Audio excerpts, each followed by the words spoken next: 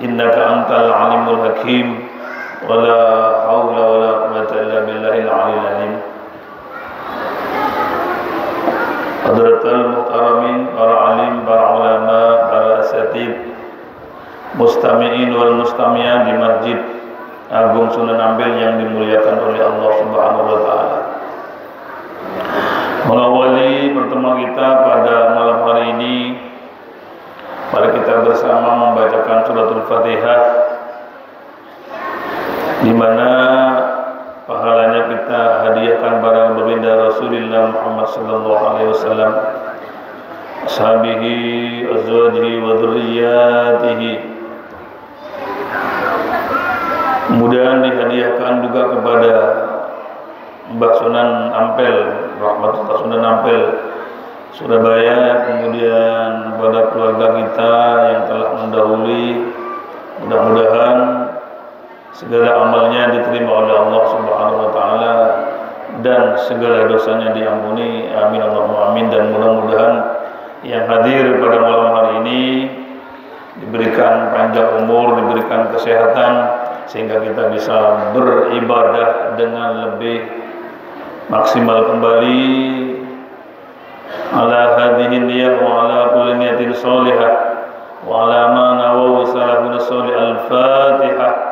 A'udzubillahi minasyaitonir rajim.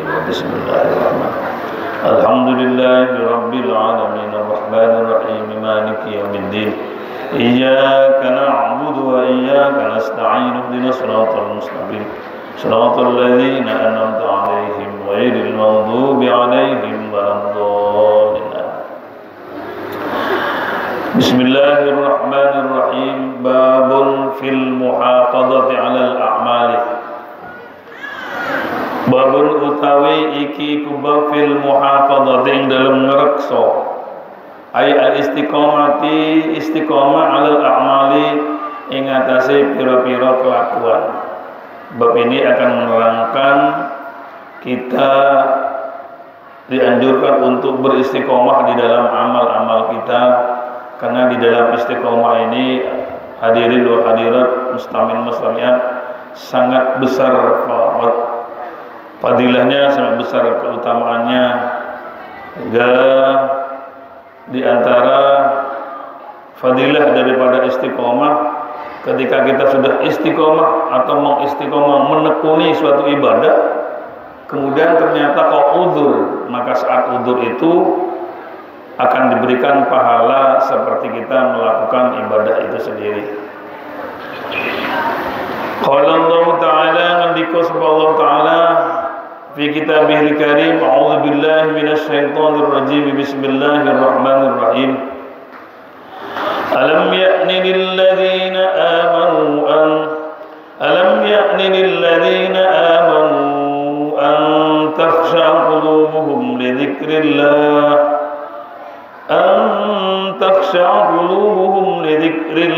wa ma nazala minal haqq, wa la yakunu kalladzina utul kitaba min qablu fatala 'alaihimul amad faqasat qulubuhum. Alam ya'ni lilladzina, alam ya'ni ono to ora teka semayane, lilladzina kadui atau maring wong akeh, amanu kang padha iman sapa alladzina opo antahsa yen to khusyuk, yen to anteng, qulubuhum opo pira-pira atine alladzina lidzikrillahi, untuk yen to eling nang Allah Subhanahu wa taala. Artinya hadirin rahimakumullah, di dalam hadis sebelumnya bahwa Allah Subhanahu wa taala sudah memberikan umur kepada kita, sehingga Allah itu punya alasan untuk menyalahkan seseorang yang sudah diberikan umur 40 atau 50. Sehingga di sini ditanyakan, alam yakni lil ladzina amanu an takhsha qulubuhum li dzikrillah. Apakah sudah saatnya, apakah belum saatnya orang-orang yang beriman untuk lebih khusyuk kembali hati-hati mereka untuk zikir kepada Allah Subhanahu wa taala. Jadi kalau ada anak yang meninggal dunia sebelum baligh, wakilah sebelum 40 tahun, maka Allah tidak punya alasan untuk menyalahkan apabila dia tidak khusyuk di dalam ibadahnya. Akan tetapi apabila 40, wakilah al-bulugh, wakilah arba'ina ya sana, wakilah khamsina, kalau sudah diberikan umur seperti itu, kemudian kita tidak khusyuk, kita tidak beribadah kepada Allah, Allah punya alasan untuk menyalahkan kita. Kok cara wong durung itu wis tak umur tuh kok gak ibadah, ada seperti itu. Kecuali memang ibadahnya sebelum balik. Wa malan barang najalakan temurun apa ma minal haqqi saking hak ayat Al-Qur'an.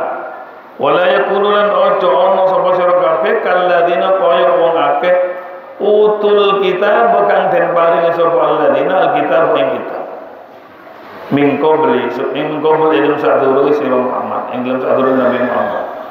Fatwala alaihim wa qafatala muqaddawa alaihim ing atase wong akeh al-amadu ay az-zaman fokusan moko atus apa kulubuhum piro-piro ati mereka. Jadi orang-orang sebelum umat Nabi Muhammad itu diceritakan sini utul kita baru min qablu fatwala alaihim adu memang panjang umurnya tapi fokusan kulubuhum. Artinya kita sudah diberi panjang umur, sudah diberikan umur oleh Allah, maka kita harus memfungsikan umur yang ada pada kita, karena memang diciptakannya kita ini adalah agar supaya beribadah kepada Allah Subhanahu wa taala. Wa ma khalaqul jinna wal insa illa liya'budun. Tidak aku ciptakan jin dan manusia kecuali agar supaya dia liya'budun ay liya'buduni, agar supaya mereka beribadah kepada Allah. Jadi diciptakannya kita di dunia ini tidak lain adalah agar supaya kita beribadah kepada Allah. Apabila ada seorang hamba yang diciptakan di bumi ini tapi dia tidak beribadah kepada Allah, maka dia sudah keliru dan salah dari atas tujuan diciptakannya manusia ini. Hadirin rahimakumullah, mumpung eling Mbak nggih. Sekarang ini musim larong.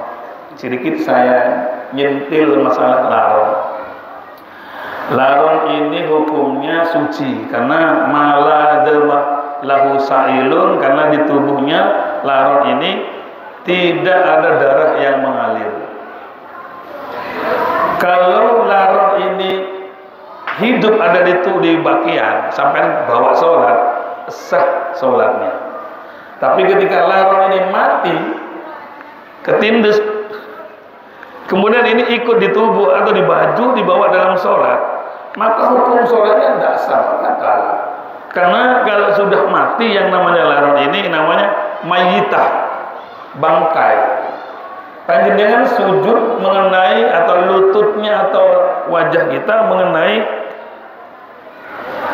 larong yang meninggal, maka hukumnya najis. Kalau larang ini hidup terbawa di dalam sholat, berjalan di baju atau seterusnya, maka hukumnya sholatnya sah karena belum mati. Tapi ketika larang ini mati, maka statusnya adalah mayita. Di dalam tubuhnya ada al-bukrah. Bukrah itu kotoran. Dan sama dengan larang ini, semua hewan yang di dalamnya tidak ada darah. Hewan itu banyak yang tidak ada darah. Seperti keranggang yang berjalan di atas pohon itu tidak ada darahnya, Pak. Cuman sobek, tidak ada darah. Kalau keranggang itu berjalan di tubuh hidup, maka di bawah sholat hukumnya sah. Karena belum berstatus sebagai bangkai. Tapi ketika dia mati kepites kemudian ikut di dalam baju, maka hukum sholat kita batal karena ada mayita. Masih banyak lagi semut, itu tubuhnya tidak ada darahnya. Apalagi Pak yang ada nyamuk, Pak. Nyamuk ini ada darah apa tidak? Nyamuk ini hakikatnya tubuhnya tidak ada darah. tapi makanannya, minumannya darah. Yang ada darah di perutnya nyamuk.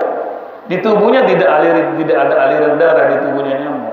Sehingga kalau nyamuk itu jatuh ke dalam minuman, najisnya bukan sebab bangkai nyamuk, tapi najisnya karena darah yang ada di perutnya itu.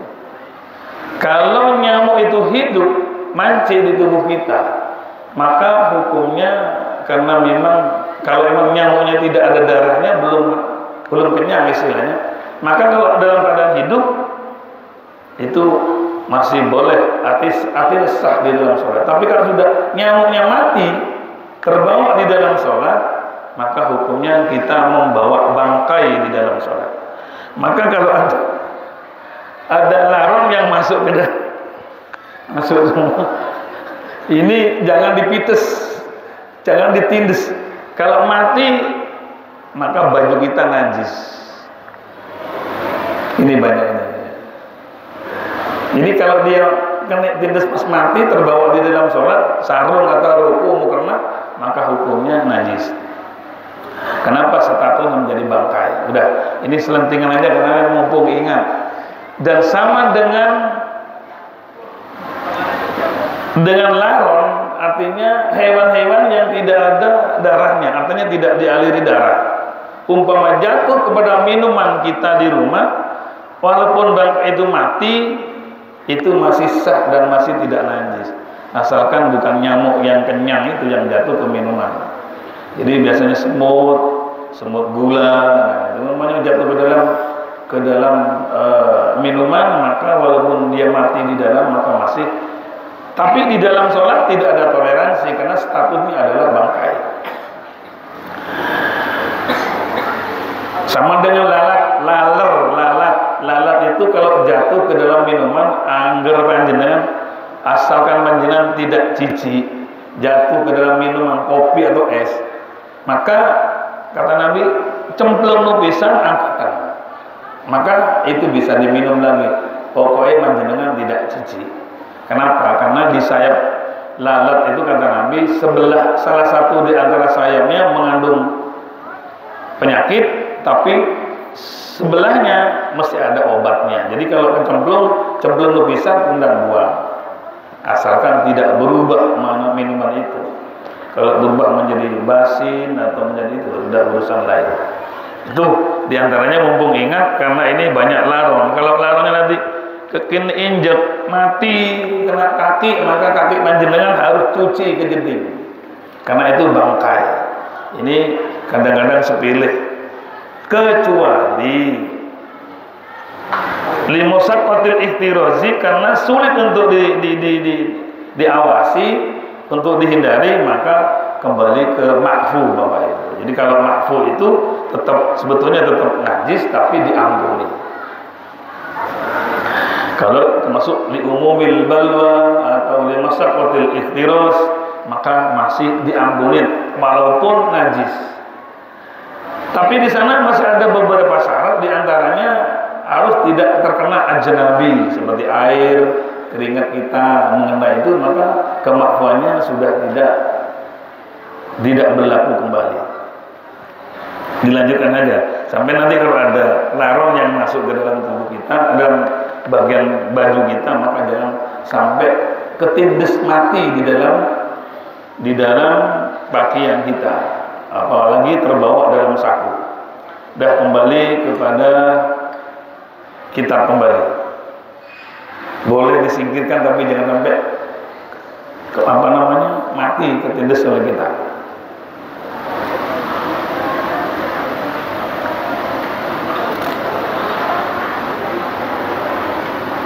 Wa qala Allah Ta'ala fi ayatin ukhra wa qaffayna bi Isa ibn Maryam wa atainahu al-injila wa ja'alna fi qulubil ladzina ittaba'uhu rahmatan wa rahmah وجعلنا في قلوب الذين اتبعوه رأفة ورحمة ورهبانية ابتدعوها ما كتبناها عليهم ibtigha'a ridwanillahi fama ra'awha haqqa ri'ayatiha.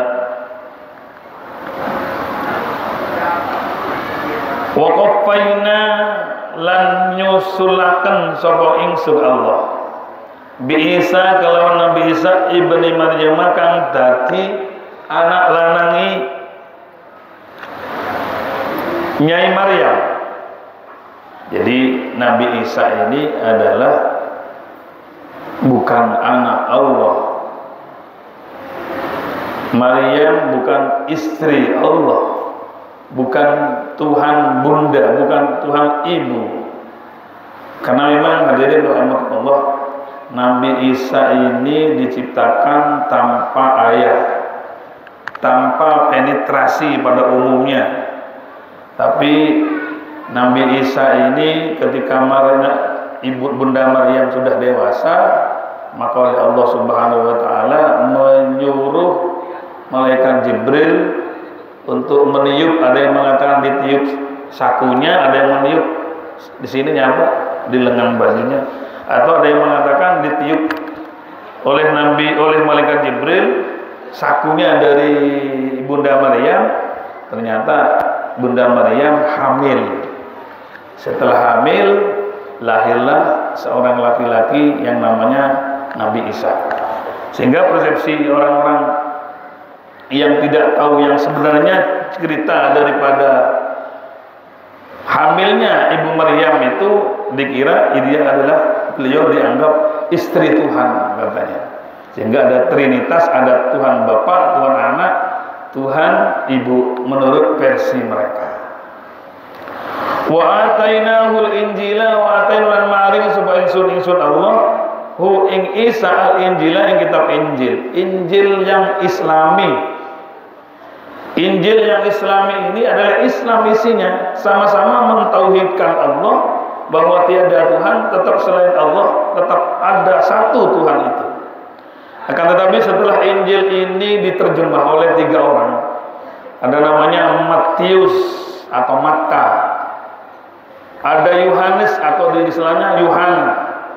Jadi ada 3 tokoh yang merubah keaslian daripada kitab Injil, sehingga satu dengan yang lain tidak sama. Injil Barnabas, Injil Matius, Injil Yohanes itu beda pendapatnya. Kok ada kitab suci beda-beda.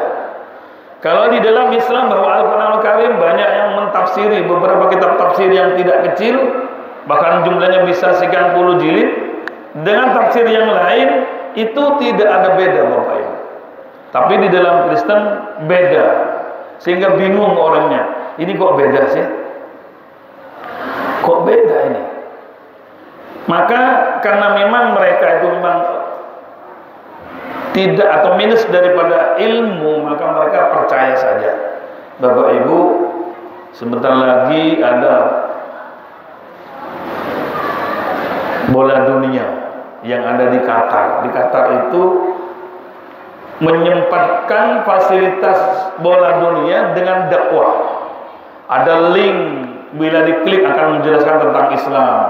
Ada fasilitas-fasilitas yang diberikan sehingga lebih dari 50.000 orang yang masuk Islam sampai hari ini, dengan fasilitas sarana yang diberikan persiapan untuk bola dunia yang sebentar lagi menjadi hobi-hobi kita. Entah sampai yang dijagokan siapa nanti.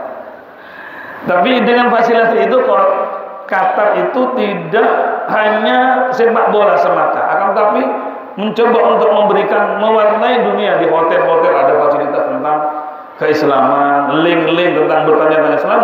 Maka mereka orang-orang yang memang nol dari agama Islam itu bertanya dan penasaran, setelah diklik dan diikuti, ternyata orang-orang banyak yang masuk Islam, bahkan dikabarkan lebih dari 50.000 mu'allaf di Qatar. Itu berarti mereka karena memang tidak tahu yang sebenarnya. Di Injilnya memang bermacam-macam, ada perjanjian lama, perjanjian baru, ada Barnabas, ada Matius, ada Lukas, dan lain sebagainya, hingga mereka bingung. Setelah diberikan sebenarnya bahwa Tuhan itu hanyalah Allah, dan Nabi Isa bukan sebagai Tuhan, akan tetapi sebagai Nabi. Kita wajib beriman kepada Nabi Isa, tapi dengan kapasitas sebagai utusan Allah, bukan sebagai kapasitas sebagai Tuhan anak.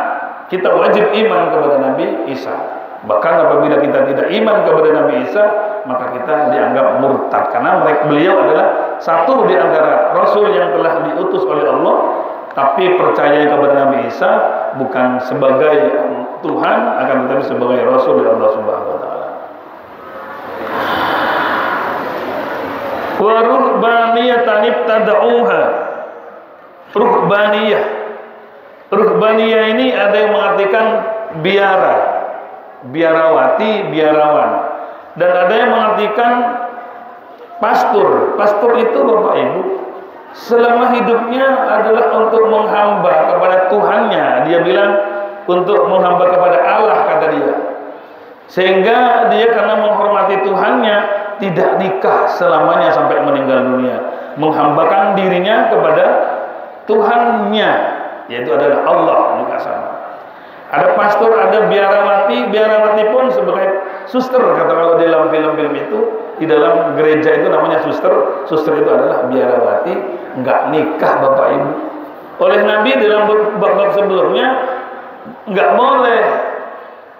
Saking dari khusyuknya, saking dia punya kesediaan untuk menjadi hamba Allah sehingga dia tidak nikah, tidak boleh. Kata Nabi, ya waya tidur, tidurlah, waya ibadah, ibadahlah. Kalau waktunya nikah, ya nikahlah, kata Nabi. Jangan sampai dirinya di istilahnya untuk menghamba diri kepada Allah kemudian dia tidak nikah, itu tidak dibenarkan dalam Islam. Kalau di dalam Kristen ada namanya pastor, ada namanya biarawan dan biarawati yang menjadikan hamba untuk menjadi pelayan, kata dia. Pelayan untuk pelayan dari Allah Subhanahu wa Ta'ala. Jadi ma katabnaha alaihim illa ibtigha ridwanillah, dan aku tidak wajibkan kepada mereka illa ibtigha ridwanillah, kecuali untuk mengharapkan ridho dari Allah Subhanahu wa Ta'ala. Jadi kita diciptakan dan kita menghamba kepada Allah ini semata-mata untuk mendapatkan ridho dari Allah Subhanahu wa Ta'ala, bukan untuk lebih mengkultus Nabi Muhammad sebagai Tuhan. Kalau hitung-hitungan Pak, Nabi Isa dan Nabi Muhammad ini jauh lebih banyak mukjizatnya Nabi Muhammad. Kalau memang demi mukjizatnya, dilihat dari sisi mukjizatnya adalah akan diangkat menjadi Tuhan, satu sisi, mohon maaf, ini Nabi Muhammad lebih layak daripada Nabi Isa. Akan tetapi tidak demikian. Wa ma kana Muhammadun aba hadin mirjalikum, ya. Walakin Rasulullah, Nabi Muhammad itu hanya adalah manusia biasa, tapi luar biasa. Besarun tapi lakal besar. Jadi kelebihan dan mukjizat yang ada pada Nabi tidak sampai dianggap sebagai Tuhan, sebagaimana anggapan mereka Nabi Isa sebagai Tuhan. Hadirin rahimakumullah. Jadi Allah Subhanahu wa Ta'ala menciptakan manusia ini ada semacam tuntutan agar supaya kita menghamba kepada Allah, yang di dalam ilmu fikih atau ilmu usul fikih dikatakan khitab taklif, bahwa Allah memberikan syariat, diberikan kepada kita semua dalam artian syariat itu adalah ajaran dari Allah, ajaran dengan sesama manusianya, ajaran bersama dengan Allah Subhanahu wa Ta'ala yang kemudian disebut dengan syariat. Syariat itu dituangkan dan diberikan kepada kita melalui Nabi Muhammad dan melalui Rasul-Rasul yang lain. Ada beberapa pertanyaan yang cukup menggelitik kepada kita. Pertanyaan dari mahasiswa. Pak, katanya Allah itu bersifat muhtajun li ghairihi. Katanya Allah itu punya sifat tidak butuh pada orang lain.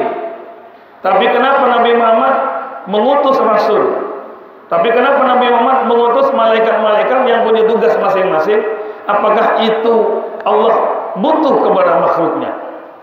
Jadi katanya Allah punya sifat tidak butuh pada orang lain. Muhtajun li ghairi, tidak butuh kepada orang lain. Punya sifat adam, sifat artinya punya sifat yang berlawanan dengan sifat wajib, sifat muhal, bahwa Allah muhal dengan sifat muhtajun li ghairihi, butuh pada orang lain. Tapi kenapa Allah mengutus Rasul? Seakan-akan Allah butuh pada Rasul. Kenapa Allah mengutus malaikat? Seakan-akan Allah butuh pada malaikat. Maka jawabannya adalah bukan Allah yang butuh kepada Rasul untuk menyampaikan risalah, bukan Allah butuh kepada malaikat untuk menyampaikan tugas-tugas yang telah dibebankan oleh Allah, akan tetapi kita yang butuh pada Rasul. Kenapa kita dikatakan butuh pada Rasul? Kita tidak mungkin menerima langsung dari Allah seperti mukjizat, seperti wahyu. Tidak mungkin kita menghadap kepada Allah menerima langsung dari Allah. Maka kita butuh orang yang menyampaikan dari Allah kepada kita. Artinya bukan Allah yang butuh, tapi kita yang butuh Rasul, kita yang butuh malaikat. Satu ketika hadirin rahmatullah, Nabi Musa kalimullah itu usul kepada Allah, arinallah jahratan, kata ya Allah, saya ingin melihat panjenengan secara kasat mata. Katanya Nabi Musa, oleh malaikat Jibril disampaikan kepada Allah, ya Allah, hambamu namanya Musa ini ingin melihat panjenengan secara kasat mata. Kemudian secara ringkas oleh Allah Subhanahu wa taala diiyani, disetujui. Ayat bilang kepada Musa, nanti saya akan memenuhi permintaan dari Nabi Isa, dari Nabi Musa. Musa suruh datang ke Gunung Tursina. Ini kan Nabi Musa ingin tahu Allah secara langsung katanya. Sampai ke sana Nabi Musa di gunung itu pertama kali Allah menampakkan cahayanya.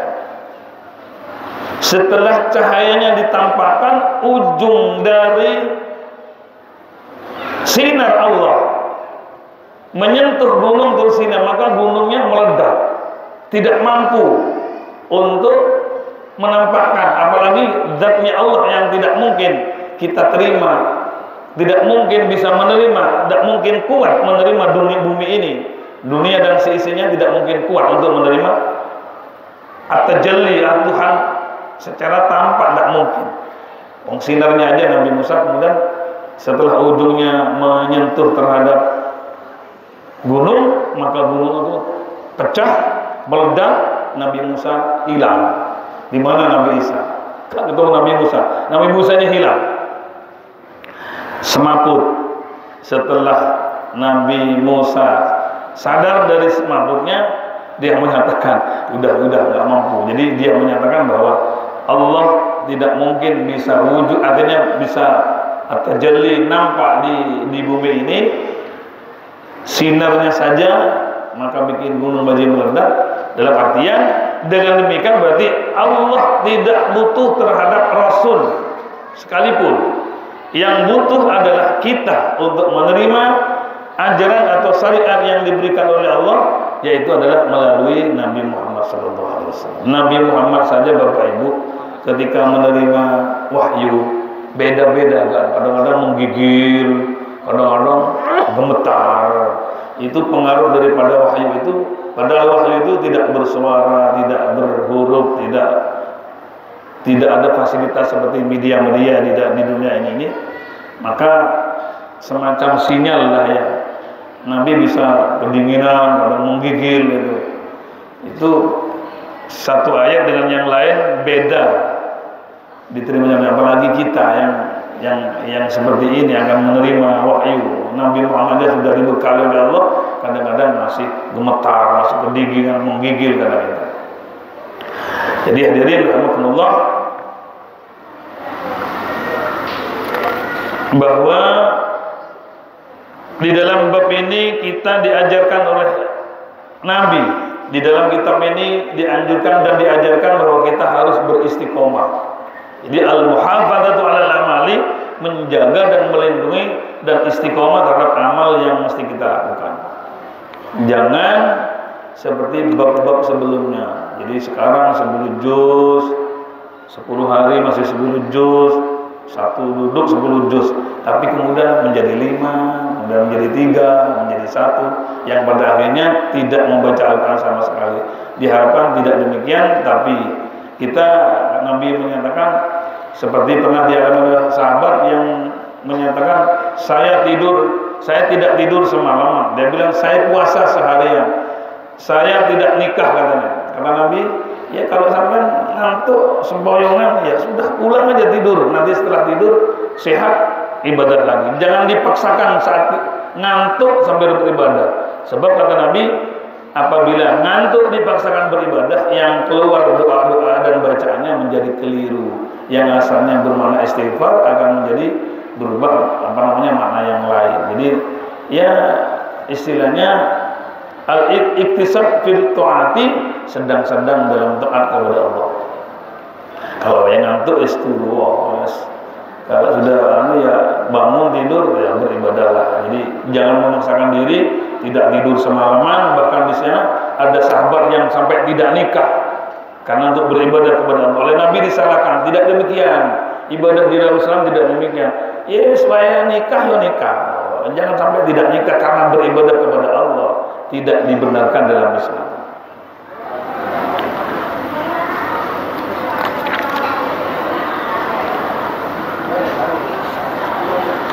Hadis yang pertama, fal awwalu, hadis pertama dari bab al-amri bil muhafadzah. Bab pertama dari bab fil muhafadzah al-a'mali. An Ibnu Umar radhiyallahu anhu, an Ibnu Umar wa an Umar bin Khattab, dari Sayyidina Umar bin Khattab radhiyallahu anhu. Qala ngendika sapa Umar bin Khattab ing pangandikan qala Rasulullah sallallahu alaihi wasallam. Man nama man utawi sapane wong iku nama lamun turu sapa man an hizbihi saking dinesane, saking istiqomahe, minal laili saking bengi. Orang tidur pada malam hari, dari tidur sampai meninggalkan bacaan yang biasa dibaca minal laili pada setiap malam, kelewatan, ketiduran. Au an syai'in min wa saking setengah siwiji-wiji minhu saking lail. Faqara'ahu maqalul maca sapa wong sapa manhu ing syai'in atau hizbihi ma baina salatil fajri wa salatil zuhri, ma ing dalam mungso baina salatil fajr, yang dalam antaranya salat fajar subuh, berarti wa salatul zuhri, salat zuhur. Kalau begitu, ketika dia tidur kelewatan yang biasa dibaca kemudian tidak terbaca karena tertidur, maka dibaca antara fajar, subuh dan zuhur. Ya Pak, kutiba moko den catet lahu kronoman karena ma qira'a kaya qara'ahu motohu ing ma atau syai'in minal laili saking bengi. Artinya di dalam hadis ini Bapak Ibu bahwa sholat sunnah itu boleh diqadha. Nggih. Sholat sunnah boleh diqadha, tapi yang dzat muaqqatin atau sholat sunnah yang muaqqatah. Sholat sunnah yang artinya yang punya waktu. Apa sholat sunnah yang ada waktunya? Sholat duha, sholat tahajud itu ada waktu. Umpama kalau kelewatan tidak melakukan, maka boleh artinya di sunnah diqadha'i. Itu di fikih Syafi'i demikian. Sholat-sholat yang punya waktu itu boleh diqadha'i. Maka dengan demikian kutiba lahu kanama qara minal laili, karena kelewatan tidak sengaja dia bagaikan membaca malam hari walaupun dia hanya membaca di siang hari karena kelewatan tidak sengaja. Hadis yang kedua diriwayatkan dari Abdullah bin Umar bin As radhiyallahu anhu. Qala nandika sapa Umar Abdullah bin Umar ing pangandikan qala li Rasulullah sallallahu alaihi wasallam. Qala nandika li maring ingsun sapa Rasulullah sallallahu alaihi wasallam ing pangandikan, ya Abdullah, wahai Abdullah, la takun misla fulanin, la takun ojo ono sapa sira misla fulanin iku kaya fulan. Ya apa fulan? Kana yaqumul laila, ono sapa fulan yaqumiku tangi sapa fulan al-laila ing dalem bengi, tapi fataroka moko ninggal sapa fulan qiyamal laili ing salat bengi. Wahai Abdullah, kata Nabi Muhammad, awakmu ojo sampai koyok fulan itu, koyok arek itu loh. Kenapa dia? Dia tidak tidur semalaman, tapi dia tidak tahajud. Tidak demikian. Jadi kalau ya bangun ya tahajudlah. Bapak Ibu sekarang sudah banyak alat-alat untuk menambah, alat-alat untuk membangunkan kita. HP kita bisa jadikan alarm. Pakai rekam suara panjenengan kiambak, monggo setelah direkam jadikan nada dering daripada alarm itu sendiri jam 3 katakan. Terus nanti terus berok-berok HP ini sampai. Tapi caranya kalau HP panjenengan dijadikan alarm untuk membangun nanti ketika jam 3, ojo tidak sampai pakai sing adon. Kalau tidak, gini pantai ini turun dengan. Tapi kalau jauh per 5 menit ya mesti bangun.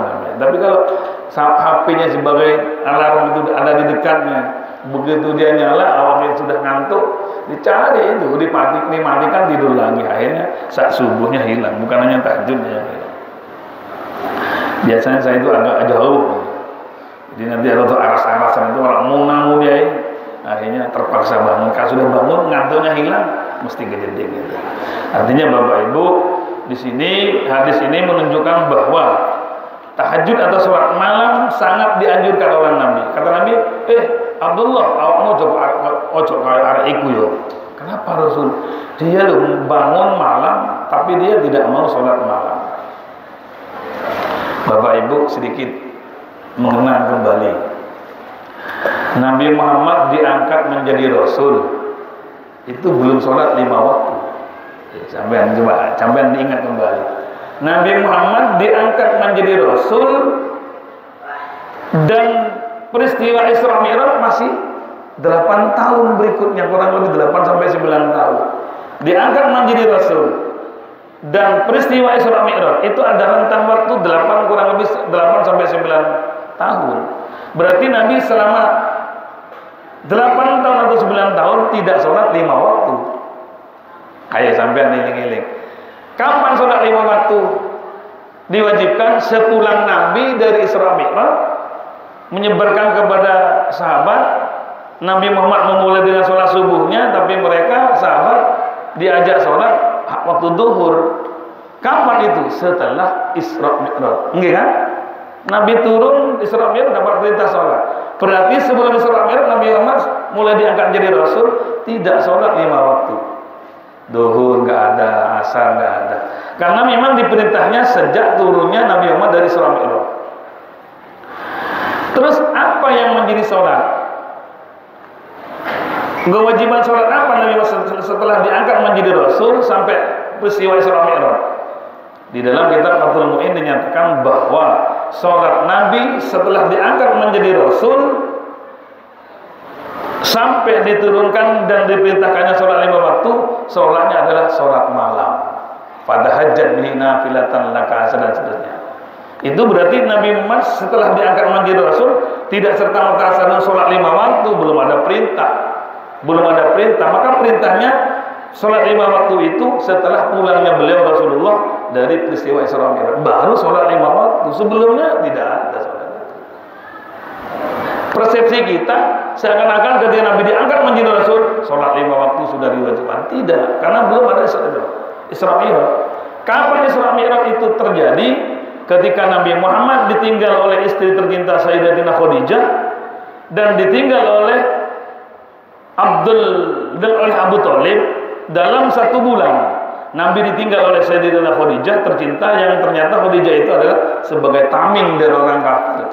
Abu Jahal, Abu Lahab akan menyiksa Nabi Muhammad, takut dan sungkan terhadap Siti Khadijah dan takut kepada Abu Thalib. Tapi pada 1 bulan ini Khadijah meninggal dunia dan menyusul berikutnya kurang lebih 8 bulan berikutnya Abu Thalib meninggal, maka Nabi Muhammad hilang tamengnya. Abu Thalib yang disegani oleh orang kafir sudah nggak ada. Sayyidatina Khadijah yang disegani oleh orang kafir tidak ada. Maka Nabi Muhammad galau, kata anak sekarang itu. Serbuan dari kanan kiri, bahkan Nabi Muhammad diancam untuk dibunuh. Terjadi saat itu. Hanya ketika Rasulullah galau, diajak rekreasi oleh Allah melalui malaikat Jibril adalah peristiwa Isra Mi'raj. Setelah pulang dari sholat Mi'raj, Rasulullah menyampaikan kepada Abu Bakar Siddiq dan kepada Sayyidina Ali dan seterusnya, banyak yang menerima dan percaya. Akan tetapi satu sisi lain, di samping setelah ditinggal Siti Khadijah, ditinggal oleh Abu Thalib, dan Rasulullah bawa kabar seakan-akan tidak masuk akal bagi mereka. Saya berjualan ke langit sebenarnya hanya tempat sekedar. Katanya orang kafir Abu Jahal, tambah nggak masuk akal. Nabi Muhammad semakin tertindas, semakin terhimpit. Maka ketika Nabi Muhammad posisi semacam itu, diperintah oleh Allah untuk pindah ke Madinah, adalah peristiwa hijrah ke Madinah, dari Mekah ke Madinah, karena kondisi memang belum menentu. Maka untuk menyebarkan agama Islam lebih kuat kembali, Nabi Muhammad diperintah Isra ke Madinah. Di Madinah siapa yang menerima? Yang menerima di Madinah adalah sahabat Ansor. Siapa sahabat Ansor? Sahabat yang masuk Islam sebelum hijrah. Kadang 10 orang datang ke Mekah, masuk Islam, pulang ke Madinah. Kadang-kadang 8 orang datang ke Mekah kepada Nabi, masuk Islam. Itu sebelum hijrah. Sehingga sedikit demi sedikit orang Islam di Madinah semakin banyak, yang itu kemudian dikatakan sahabat Ansor. Ditambah setelah hijrah, Nabi Muhammad membawa penduduk Mekah yang namanya sahabat Muhajirin menyatu di Madinah. Setelah Rasulullah membangun Masjid Quba, setelah membangun Quba dilakukan selama 21 hari membangun Masjid Quba, baru Nabi Muhammad pulang ke Madinah membangun Masjid Nabawi. Semakin lama, semakin hari, Nabi Muhammad semakin memperkuat Islam. Setelah Islam menjadi kuat, maka Nabi Muhammad izin kepada Abu Lahab dan Abu Jahal untuk melaksanakan umroh. Maka diterima, tidak ada perang dan sebagainya, sehingga saat itu ada perjanjian yang diikat, akan tetapi orang kafir sendiri yang melanggar, maka terjadilah Fathu Makkah dan lain sebagainya. Jadi hadirin rahimakumullah, kembali kepada ibadah yang diperintahkan oleh Allah, bahwa kita dianjurkan, bahkan diwajibkan secara syar'i, secara tasawuf tentunya, bahwa kita diperintah oleh Allah untuk beristiqomah. Karena di dalam istiqomah ini memang banyak keutamaan yang ada di dalamnya, dan tidak semua orang yang diberi sifat istiqomah. Bahkan jarang sekali orang yang diberikan oleh Allah keistiqomahan. Hanya orang-orang yang dicintai oleh Allah, dia bisa beristiqomah.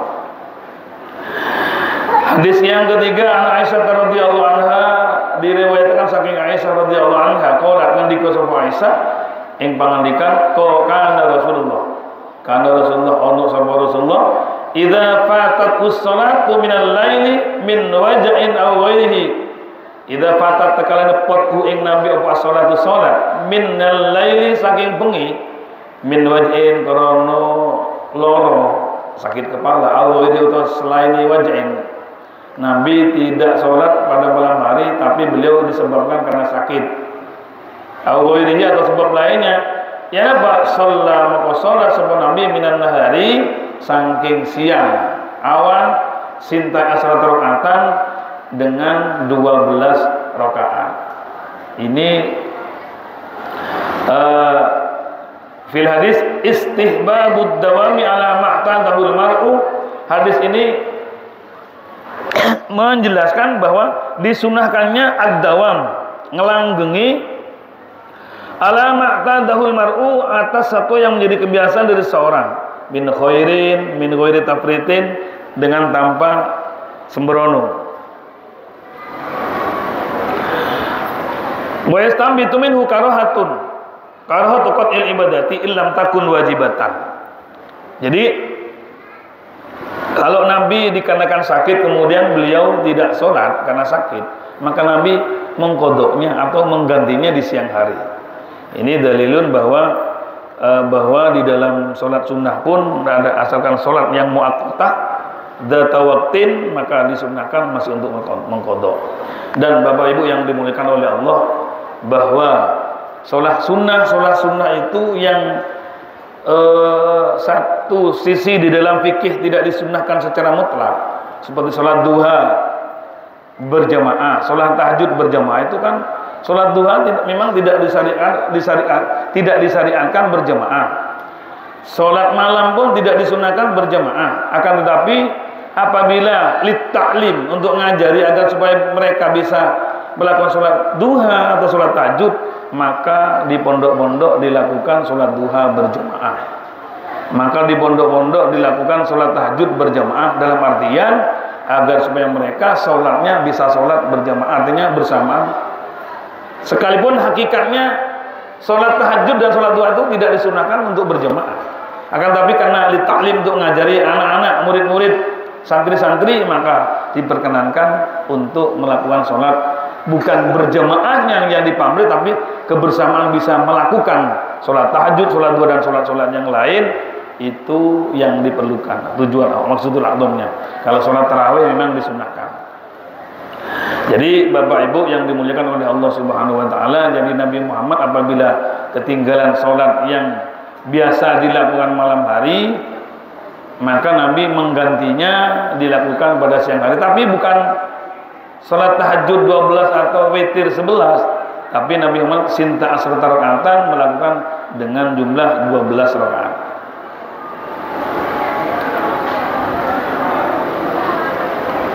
Jadi jabran li fadilati qiyamil laili, tujuannya untuk menutupi, nembel keutamaan sholat malam. La qada alahu, yang tidak mesti diqodoi, tapi sebagai nembel. Jadi jabran li fadilati qiyamil laili. It laisa sholatul laili minhu fil adadi. Karena sholat malam tidak ada yang jumlahnya sejumlah itu. Jadi artinya digarisbawahi oleh mazhab Imam Syafi'i bahwa sholat sunnah yang punya waktu bisa diqodoi, bahkan disunahkan untuk diqodoi. Hadirin rahimakumullah, ini yang dapat kami sampaikan. Tapi mari kita berdoa, mudah-mudahan kita dan keluarga kita dijadikan oleh Allah sebagai hamba Allah yang ahli ibadah. Hamba Allah, dijadikan hamba Allah dan anak-anak keturunan kita yang senantiasa mencintai Nabi Muhammad SAW. Karena memang kita orang yang lemah, sulit untuk masuk ke dalam surga tanpa adanya rahmat, kasih sayang, dan cinta pada Rasulullah dan keturunan Rasulullah Muhammad SAW. Dengan kita cinta pada Rasulullah dan pada keturunannya, insya Allah kita akan dicangking oleh Rasulullah, yang diistilahkan dengan as-syafa'atul udma, adalah pertolongan dari Nabi yang agung terhadap hambamu seperti kita yang tidak pantas untuk masuk surga, mungkin gelantung pada Nabi yang namanya syafaat. Insya Allah kita masuk kepada surga Allah Subhanahu wa taala. Amin Allahumma amin. Allah hadiyah wa al-Fatihah. A'udzubillahi minasyaitonir rajim. Bismillahirrahmanirrahim. Alhamdulillahirabbil alamin. Ar-Rahmanir Rahim, Maliki yaumiddin, iyyaka na'budu wa iyyaka nasta'in, ihdinas siratal mustaqim, siratal ladzina an'amta 'alaihim. Wa sallallahu ala sayyidina Muhammadin walhamdulillahi rabbil alamin, hamdan yuwafi ni'amahu yukafi mazidah. Rabbana lakal hamdu kama yanbaghi li jalali wajhika wa sultanik. Allahumma salli ala habibika sayyidina Muhammadin wa alihi wa sahbihi sallim salatan wa salaman tujiruna bihima minan nar wa tudkhiluna jannatan ma'al. Allahumma tub alaina qabla al-maut warhamna 'indal maut wa la tu'adzibna ba'dal maut ya khaliqal maut wa ya sami'as saut ifatna minal afati wa la harmal kubat bi rahmatika arhamin. Allahumma khtim lana bil iman, Allahumma khtim lana bil iman, Allahumma akhir hayatana bi qawli la ilaha illallah Muhammadur Rasulullah sallallahu alaihi wasallam. Allahumma ij'alna wa auladana wa talamidana wa dhurriyyatina wa zawjatina min ahli ilmil khair wa la taj'alna wa iyyahum min sharril dhair. Allahumma inna nas'aluka min khairi ma sa'alaka min nabiyika Muhammadun sallallahu alaihi wasallam wa na'udzubika min syarri ma sta'adzaka min nabiyika Muhammadun sallallahu alaihi wasallam. Antal musta'an wa alaikal balagh wa la haula wa la quwwata illa billah. Rabbana atina fid dunya hasanah wa fil akhirati hasanah wa qina adzabannar. Rabbi ighfir lana wa liwalidina warhamhum kama rabbawna shighara. Wa sallallahu ala sayyidina Muhammadin wa alihi wasallam. Subhana rabbika rabbil izzati amma yasifun wa salamun alal mursalin walhamdulillahi rabbil alamin. Rabbana taqabbal du'ana bihaqil Fatihah. A'udzu billahi minasyaitonir rajim. Bismillahirrahmanirrahim.